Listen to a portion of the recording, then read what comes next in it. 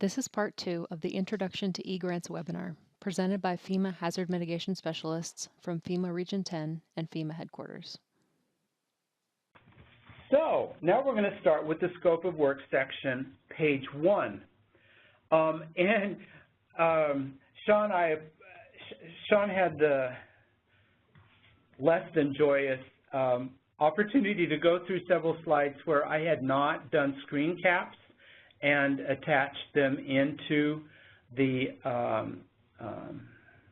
PowerPoint slides. For this one and for several others here, I decided the only way I could make it clear is to actually do screen caps. And so I have used a tribal sub-application, one of which we're particularly proud, the Shoalwater Bay tribe here in Washington State on Willapa Bay, is a very small tribe that is very subject to tsunami, and they received the very first FEMA grant to build a tsunami vertical evacuation shelter just this year. So these excerpts are from their scope of work and their budget. So the scope of work narrative, eGrants asks a lot of questions, and we see some of the questions are really similar one to the next, and a lot of local governments and tribes think they have to repeat themselves over and over again. We have one particular local government, really superior grants manager, but he puts so much information into each one of those sections in the scope of work that you actually get lost reading it. You can't tell oftentimes exactly what it is they're doing and why they're doing it. So do not feel like if a similar question is asked later on in the scope of work section in eGrants, you have to repeat all the narrative that you typed into a prior question. Just refer back to it and put in any new information that pertains only to that particular question into the answer for that question. It's easier for you. It was way easier for you. I know that, and it's way easier for us to review. So be clear, be succinct, provide sufficient detail to answer the questions. I can't tell you one. I think the worst scope of work I ever saw was update the Tribal Hazard Mitigation Plan, and that's all they wrote. Well, you know what? That's not eligible because how you're going to do it, how are you going to involve the community, how are you going to go through the various tasks and steps of a hazard mitigation planning process as set forth in the guidance. All of that has to be in that planning sub-application. It can't just be, we're going to update the plan. Fortunately, with projects, that doesn't happen very often because there's so many good questions in eGrants. So we're going to start with those questions. We've already, if you look at that scope of work section, page 1 of 3 down at the bottom, we've already talked about the title, the hazards, the proposed mitigation types. So the first one is provide a clear and detailed description of your proposed activity. Here is where to say what the project is, not why, not how, just what is the project. I can't tell you how many times we open up a sub-application and nobody really tells us what the project is. They tell us all about the project and who it's going to benefit, but they don't tell us what the project is. Here's where you say, we're going to elevate 14 homes that are in the floodplain, or we're going to do backup generators for 6 critical public facilities, or we're going to build a tsunami vertical evacuation shelter for this community. That's where that goes, okay? The next one, is there construction project in this project? Yes. By nature, all projects are construction activities, even ones where all you're doing is demolishing the flood-prone structures in a buyout. That's still considered construction. And why it's considered construction is you're affecting the dirt. You're digging in the dirt. The only one that people might say, well, I'm not sure if it's construction, is a retrofit of an interior retrofit of a seismic retrofit of a building. But even then, most people would say, but I'm building something even though it's inside that building, even though all I'm doing is non-structural retrofitting, which is to, tie bookcases to the walls, make sure the light fixtures and the drop ceiling don't fall down during an earthquake. That's still construction activity. So yes, all projects are construction. So the answer to that should be yes. The next question is provide a detailed description of the project's location. So this is a narrative, plus you attach maps, air photos, assessor's records for, like you're doing buyouts of flood-prone properties or elevation of a flood-prone structure, or an acquisition relocation where you're moving a tribal facility up the hill. We recognize that for many situations, tribal properties don't have assessor's records, but we also know there are many tribes that have non-tribally owned land that is subject to taxation by the county assessor within which the tribe is located. So sometimes those records exist, sometimes they don't. But in any case, they're very useful, very helpful. I will share something with you. On a recent project that we had that came in, the tribe attached 4 different aerial photos with 4 different locations for the 4 projects, because those 4 different aerial photos represented 4 different iterations in the process of determining which project site they were going to actually use. That was extremely confusing. And what made it extremely confusing that made for problems was that from an environmental perspective, we had to look at the site that was chosen, not the other sites, and we didn't know which site was chosen. Contacted the tribe, found out that, oh my God, they apologized, and this is the site that they're using. So we were able to go ahead with that.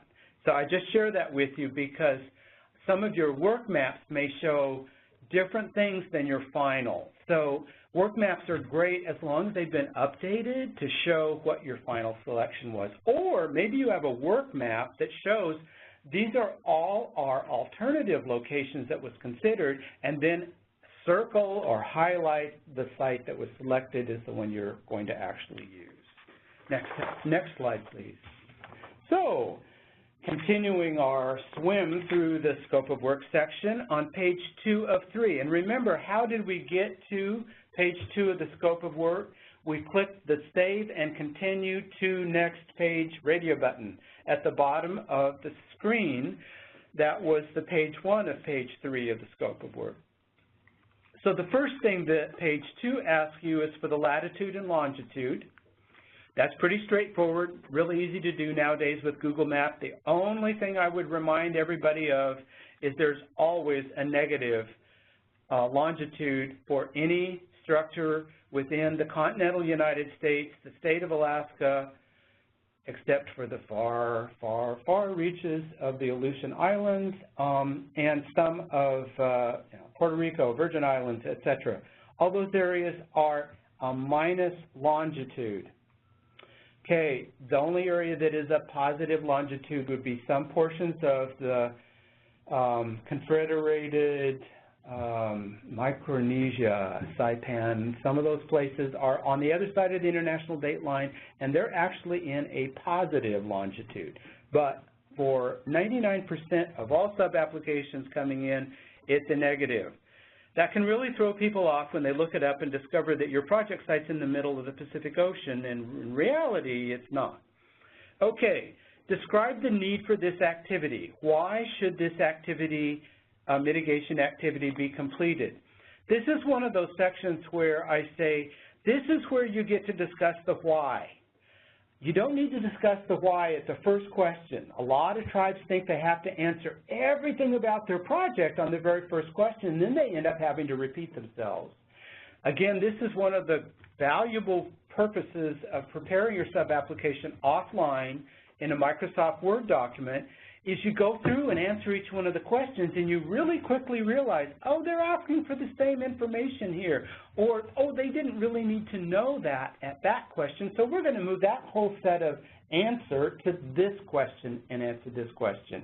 If you just go online and you start working your way through, you're going to find yourself inputting a lot of data that at one point that really is going to be asked for later on, and then you repeat all of that and it gets confusing to you and to us.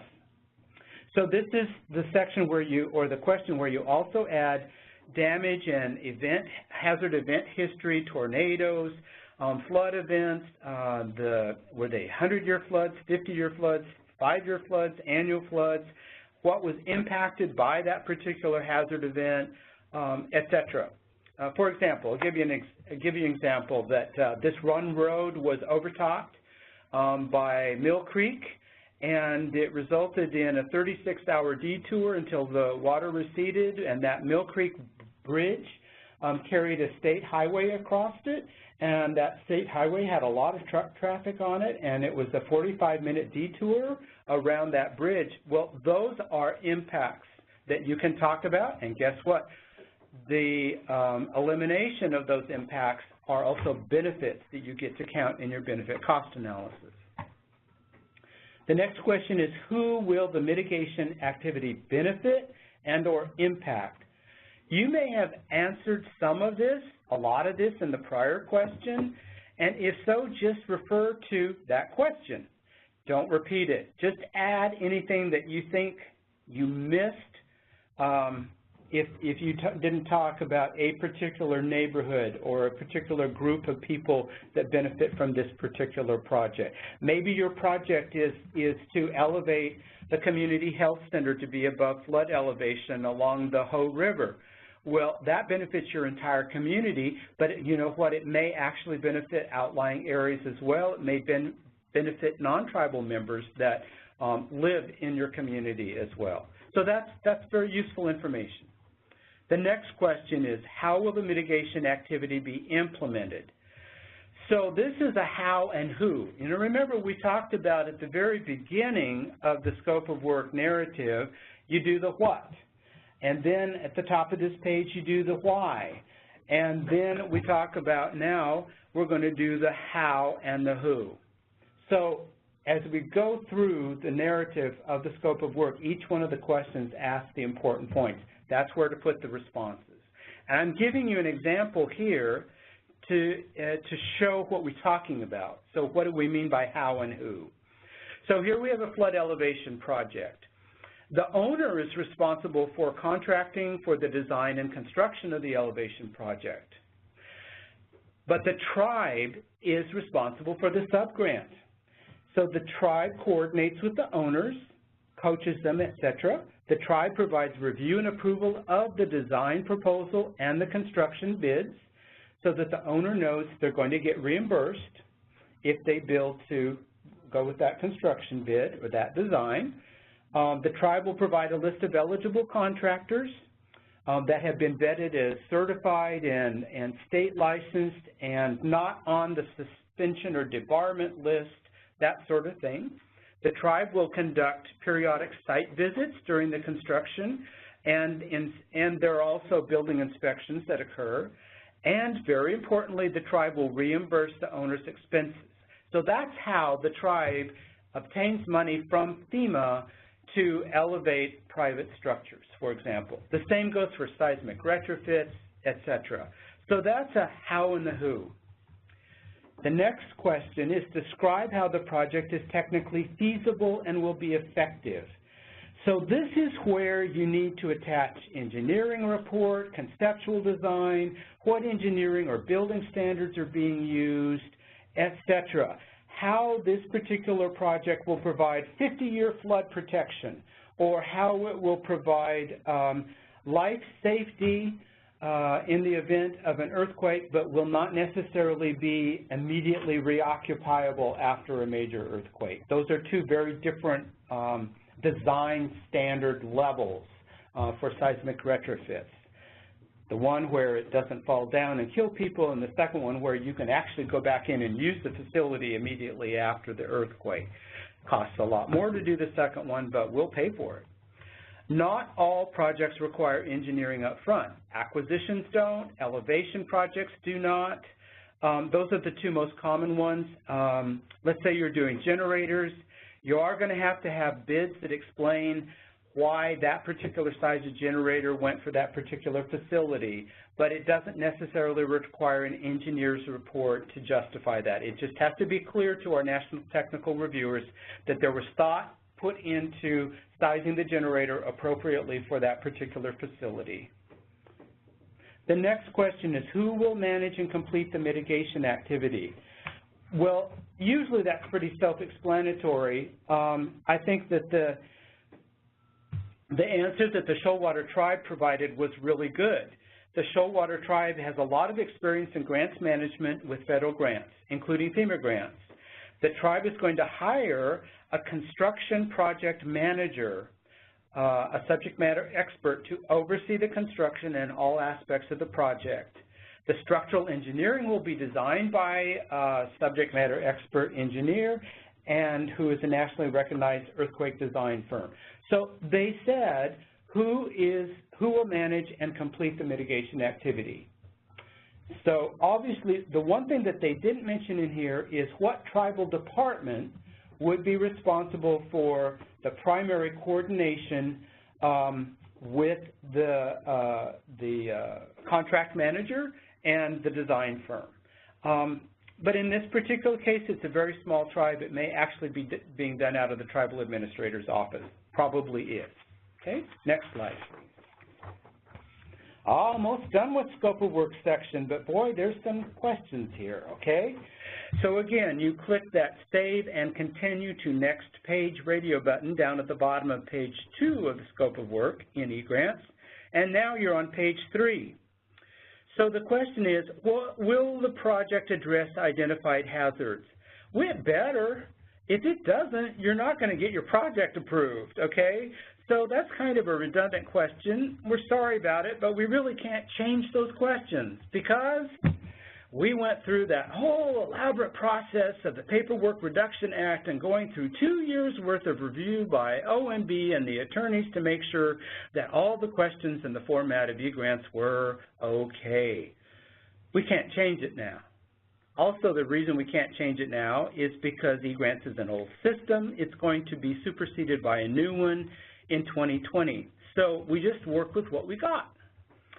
So what is important in this question is extremely important is what is the residual risk? So my example here is you have a 50-year stormwater facility. That probably will eliminate almost all damages from a 50-year event. We won't say necessarily everything, but you would put it that way in your benefit cost analysis because that's what it's being designed for.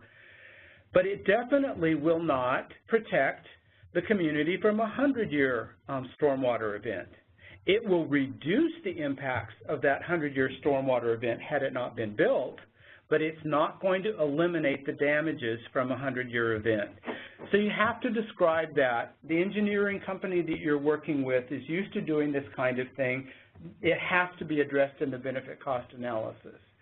So I'll give you another example. Here's the residual risk where you did a flood elevation project. Well, you know what? That property, that structure, the community health center is still in the floodplain. It's still going to be surrounded by floodwaters and be inaccessible to clients for a period of time while the floodwaters are up before they recede. There's still going to be cleanup around the building afterwards to make it usable and accessible.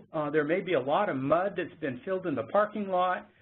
You know, you may have had debris come down and batter into that elevated foundation system and require that it be repaired after the flood. But you have, by elevating it, protected 95% of the structure from damage, and you've also reduced the internal flood damages to the contents. So you've done a great thing, but you've not eliminated the risk. The only time we allow you to say 100% solution is buyouts of flood-prone properties, because that structure is gone, it's never going to be flooded, it's never going to have damage again. And for that, you get a 100-year lifespan. So, okay, enough of that. The next question is the when out of the who, what, when, where, and why of a narrative for a scope of work. When will the mitigation activity take place? I know it's going to be hard to get the word out to everybody on this, but all I can do is put it on this slide and hope somebody reads it if they didn't attend the seminar, and that is always say that the mitigation activity will be completed by the end of the period of performance for the pre-disaster mitigation grant, unless it's going to take less time. We can't approve it if it takes more time than that. Now, we all know that projects can go off schedule and require extensions. We can grant period of performance extensions, but FEMA needs to know that this particular project is doable within a 3-year period of performance, or for a resilient infrastructure project, a 4-year period of performance.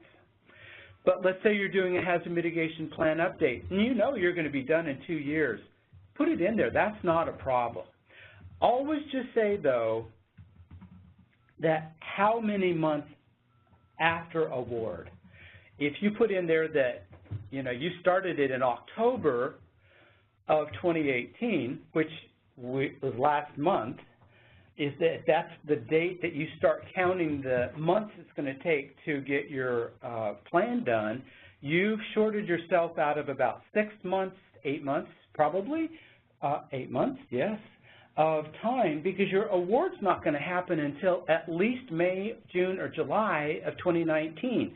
That's when you start working on your project. And so make sure that in your work schedule, it states very clearly that you're measuring from the date of award. The next question is alternatives analysis. This is mandatory, necessary information for us to understand your project better, and it's also necessary for our environmental team to comply with the National Environmental Protection Act. So you need to describe the alternatives that you considered, why the proposed project is the best alternative. You need to describe the way you engage the public in getting their feedback on different project proposals and on the selected preferred alternative. Oftentimes there's an engineer's report that documents the various alternatives. That's good, but we also need to know what the tribe's evaluation of those alternatives were and why they selected the preferred alternative. It may be that they just say we went through a public process through our tribal council, we agreed with all the findings of the report, and that's how we made that decision. That's okay too. The next question has to do with maintenance of the project. Who's going to provide it? What's the proposed schedule? So in this particular case, the Shoalwater Bay Tribe said, you know, we've got a year-round maintenance department of 3 full-time employees. We're just going to include the necessary maintenance of the evacuation tower in their annual schedule. They're going to do brush removal at least twice a year, so that around the base of it to keep things open. And there may be some regular maintenance of mowing in the spring and early summer for lawn, so that it maintains a nice, open, accessible area for people when and if they have to use that tower. And that's really all that's necessary. Then again, I'm just showing you, here's those attachments. And in their particular case, they included aerial photo of the site, critical habitat, various maps, the conceptual design, engineer's report, etc.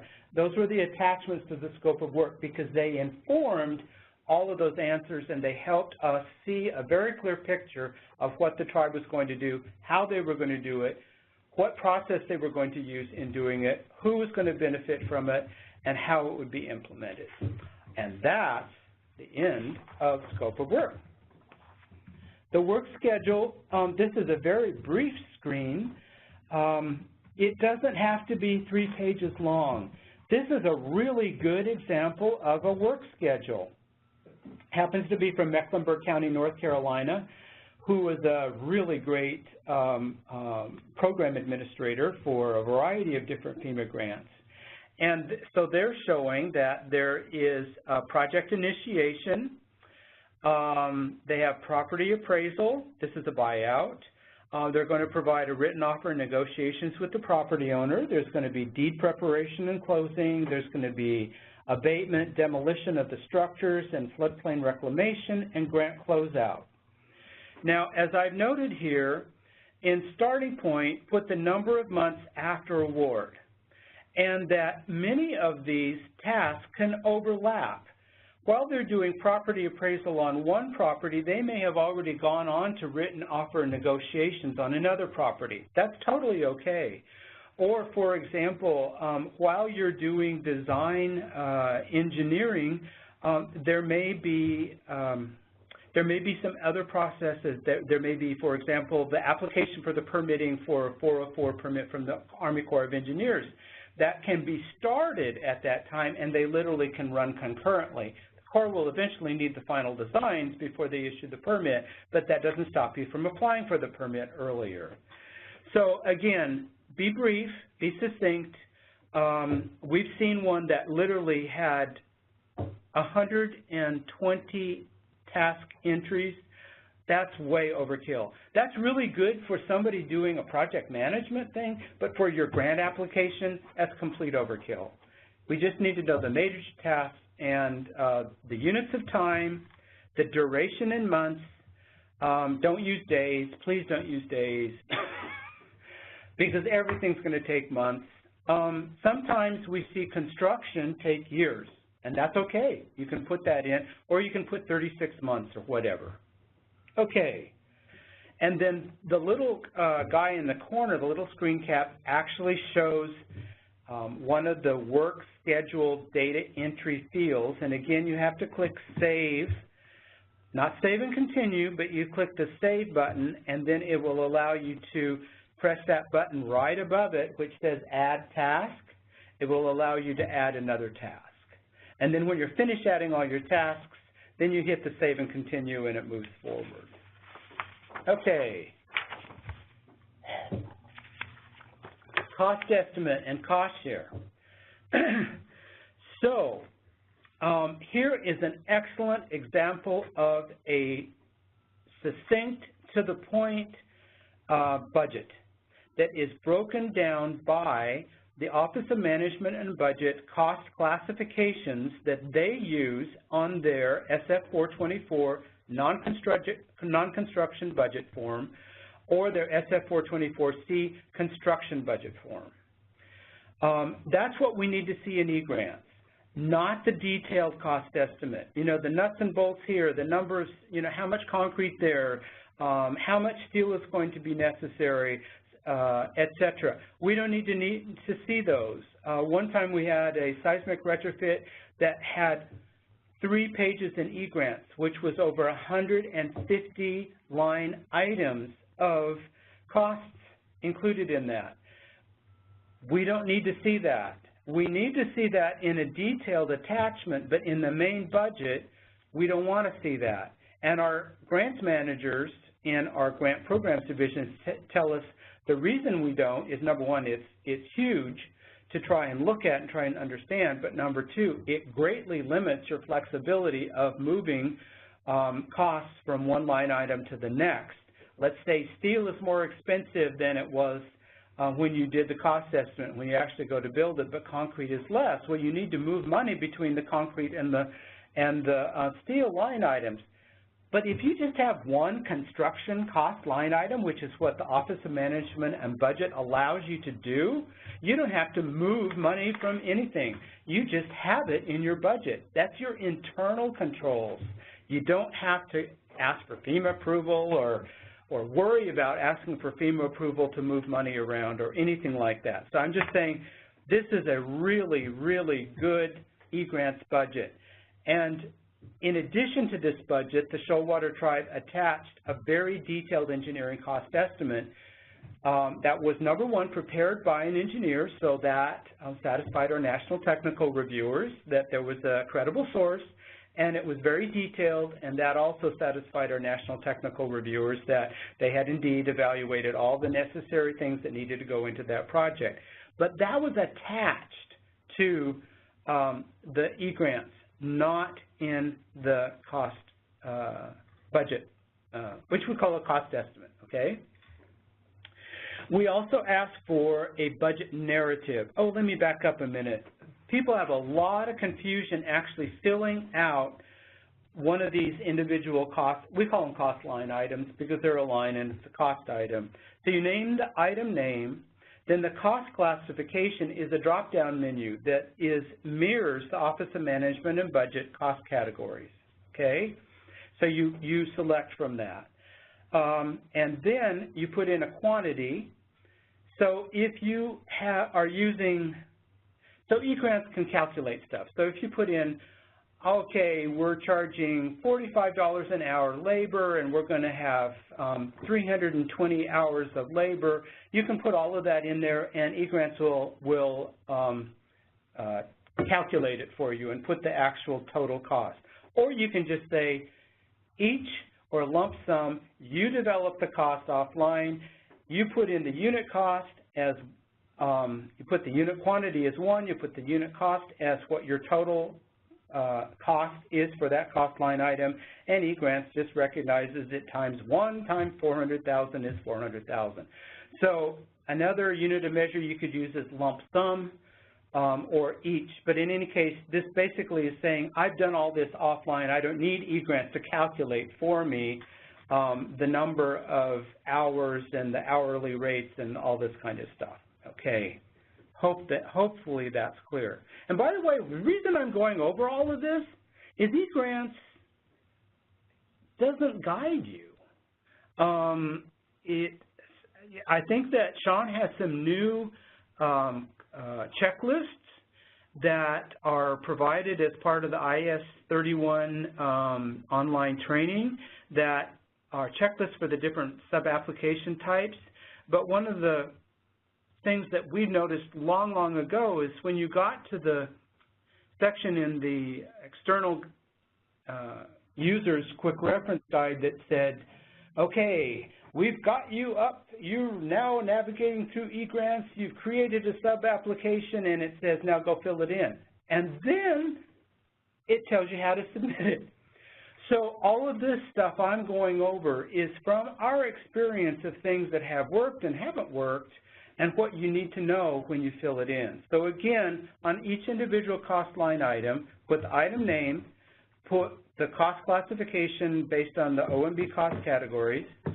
I encourage you to calculate the unit cost as the total cost for each one of those cost line items and put the unit quantity of 1 and the measure is each or lump sum, and that makes just things a lot easier.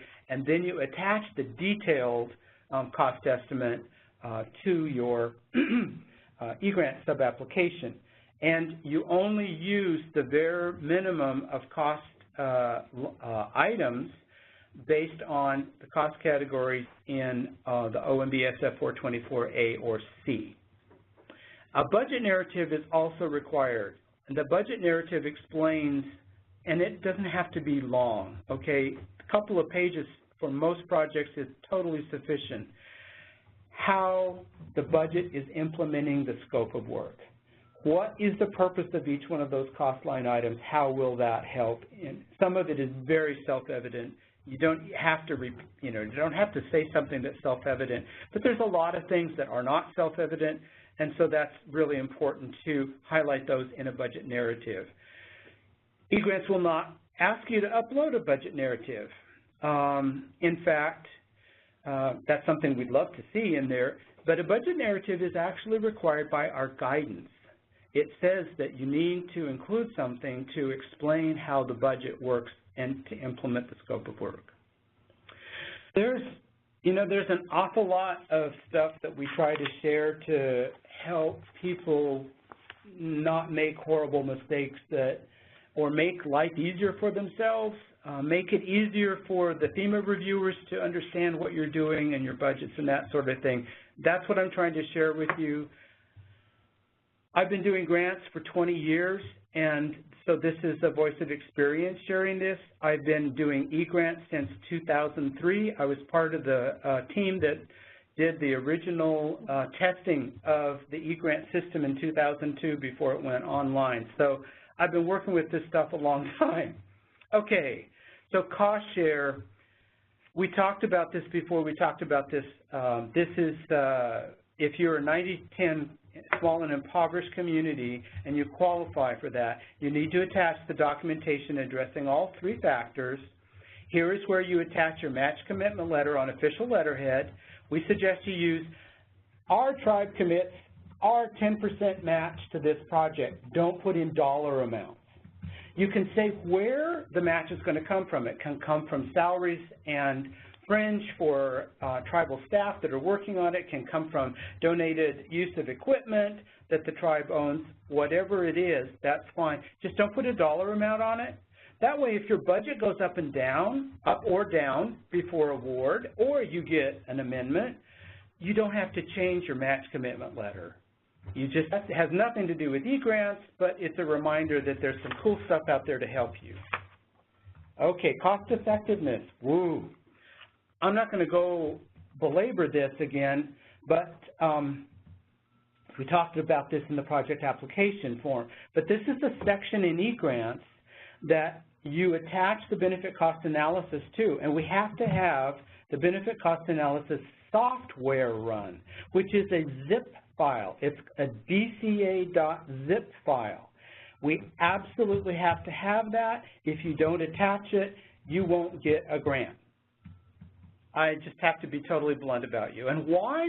It's because our national technical reviewers that review all of the projects that come in have to be able to put that benefit cost analysis software run that you prepared on their computers and understand how you prepared it and make any changes that they feel are necessary.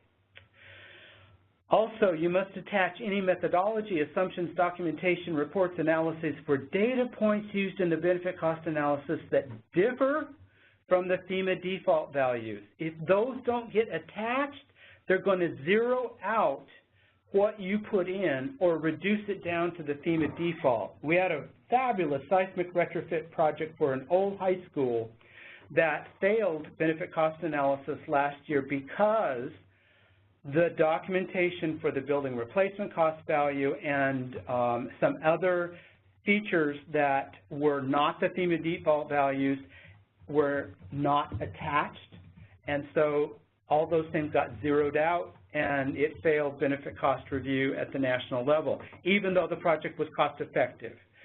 They didn't document why they changed those values and what their justification was for changing those values.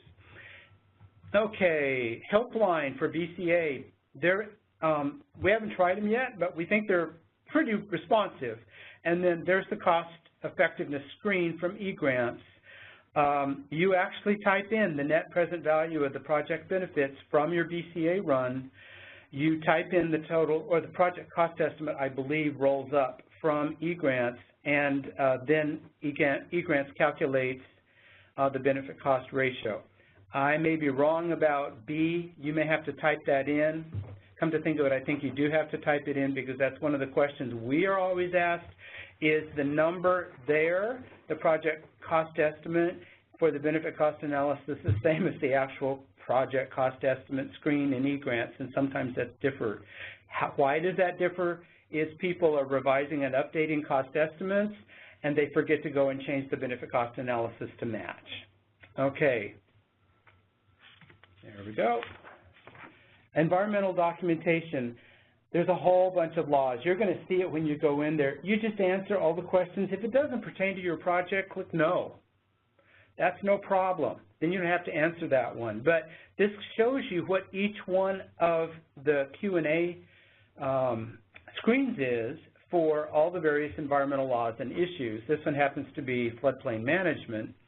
And here is where you get to attach environmental documentation. Like for this one, for floodplain management, you would attach the FEMA if whether your project was in the floodplain or not, you would attach a FEMA if you had a detailed study on your tribe. Most tribes don't have detailed flood insurance studies, so you say it's not applicable. Or if you know it's in the floodplain but it's not mapped by FEMA, you can put that information in here and you can provide us a map or an aerial photo or a other photo documentation of this area floods. That's just an example. Okay, next. And so when you get to that environmental and historic review section in eGrants, you're going to have to go to each one of those. There's a drop-down menu. You get to select, and you type in the information, and then you go save and continue, and you go back, and you click save and continue, and you go back, and you click save and continue. And you need to answer each one of them, whether it's a yes or a no. If it's a no, that's fine. Okay? Next, review and submit the sub-applications. We're talking the sub-applications at this point. So in order for eGrants to allow you to submit the sub-application, in other words, finalize it, it has to be 100% complete. In other words, we're going to show you the next page. There has to be a complete status for every single section of eGrants sub-application showing in the review and submit sub-application screen. Then you sign it with your eGrants password, you check the block, we'll show you that, and those actions submit the completed sub-application. Now, print it, save a PDF file offline. There's a period of time where you may not be able to see your sub-applications between the time they're submitted to FEMA and they're awarded or sent back to get revisions. So that can be a little confusing at times. I will be honest with you, I don't quite understand if that's how that works or not. I just know that I've had many tribes say, where is our sub-application that we submitted? Well, it's actually attached to the grant application, and if you go to work on submitted grant application, you can see your sub-application that way. But in any case, save, print, PDF it, so you know what you submitted. And guess what? That sub-application that you submit goes to who? Yourself. What happens is now that you've submitted it, that sub-application comes up on a list of sub-applications that you can attach to the grant application, so that then you submit the grant application to FEMA. Okay, so you repeat all of this for each sub-application for different projects, plan update, management costs, etc. And there is a, whoops. So down at the bottom is where you put your password in and you click that you sign the application. In the status column on the right, everything has to say complete or eGrants will not allow it, and then you press the submit radio button on the bottom. Okay. So I'm going to do a quick recap here. Next slide, please, Brenna. So, tribal applicant acting as a sub-grant applicant. Continued in the next section.